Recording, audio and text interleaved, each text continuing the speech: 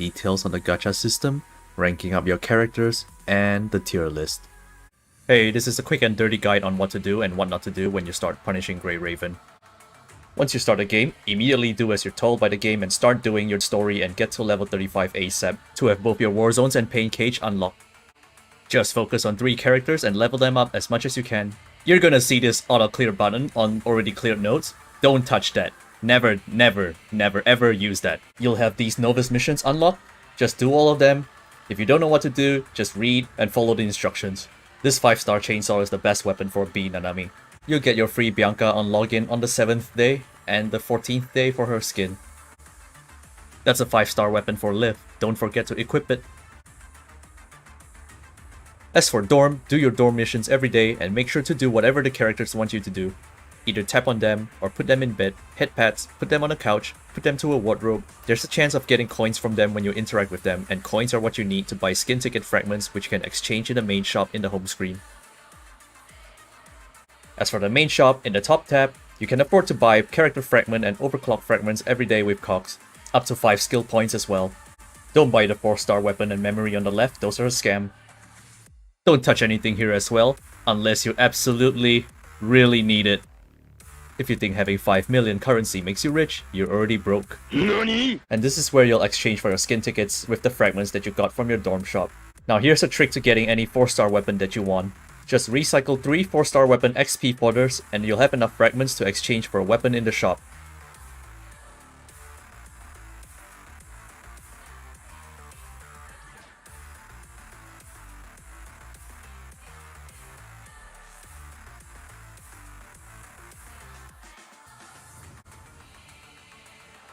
Over here, make sure to do your Warzone and Phantom Pain Cage as much as you can to get your weekly rewards. Memory Rescue gets progressively harder, but try to do it as much as you can to get black cards and a 6-star Memory Darwin. Do everything you see here in Silica's class to get all the black cards. There are going to be periods where the story is level gated, so just do resource nodes in the meantime. I recommend cogs and skill points to raise the permanent aspects of the character. Overclock material is nice too. As for dailies and weeklies, just do every single one of them that gives player XP. Except for the one that tells you to refill stamina with your black card, unless you don't care. As for weekly bounties in the bottom left down here, this is very important to note. You can select 3 missions for the whole week, but what you want to do is reroll the missions until you get the ones that give standard tickets. Don't worry if you've run out of rerolls, you get 7 reroll attempts each day, so avoid locking in a non-ticket mission. Last but not least, make sure to finish your 40 roll newbie box before selecting your S rank from the selector, unless you don't care about duplicates at all. First off, the permanent gacha boxes are the standard character, focus weapon, and the standard weapon box. All gacha roll pity counters will always reset the moment you pull an S rank. In the standard box, you're guaranteed an A rank character after every 10 rolls performed, and the 10 rolls are cumulative, so you don't actually have to tap the 10 roll button if you want to save and not have excess rolls. The self-select A-rank 80% rate up feature will be implemented in about 2 patches, if it doesn't get added on the game's launch. Speaking of which, all new A-ranks will always be rated up to 100% in this box during their event, so a good approach is to only roll this box when it's necessary to get them. Another point to add is that no characters are truly limited. They're eventually added to the pool after a certain time. As for the remaining focused and standard weapon boxes, you get to rate up any signature weapon with its corresponding 5-star weapon type to 80% in the focus box. All weapon pity counter is at 30 rolls. A 5-star weapon is guaranteed for every 10 cumulative rolls, just like the character box. For the standard weapon box, the rules are exactly the same as the focus weapon box, except that there is no rate up, so you only roll this box with standard weapon tickets from login bonuses and events. Next, the event character boxes. Shortly after launch, there will be 2 kinds of event character boxes, the character debut and the rotational.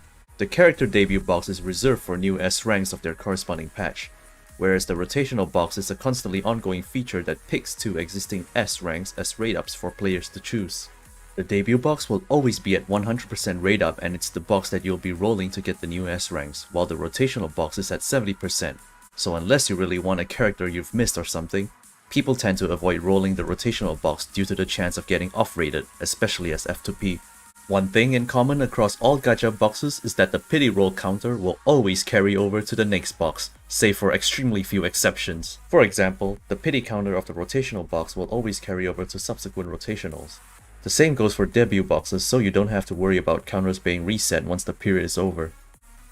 As explained in the previous video, both debut and rotational boxes come with the Fate version. Unless you're feeling lucky with the 1.5% pull rate in exchange for a much higher pity count of 80 to 100. The normal version is generally more favorable with a 0.5% pull rate but at a 60 roll pity. Next up, the basics of ranking up a character. When you've already owned a character, additional copies will grant you character shards. Shard counts vary with their base rank. B rank duplicates give 6 shards while A and S ranks give 18 and 30 shards respectively. The amount of shards required to ascend to the next rank is the same across all characters. As an example, S rank characters would require another copy to start with to get to SS rank as 30 shards are needed, and an S copy gives 30.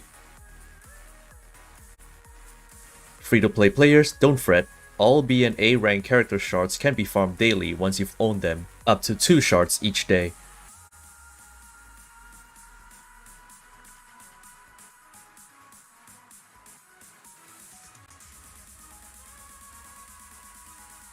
As for the S rank characters, you can purchase up to 30 shards from the Pancake shop over time, essentially giving you SS rank for free. Reminder that you first need to own the character before you can buy the shards. The same goes for farming A and B rank characters. Once you've performed the rank up, the character stat growth increases as well as unlocking extra passive skills.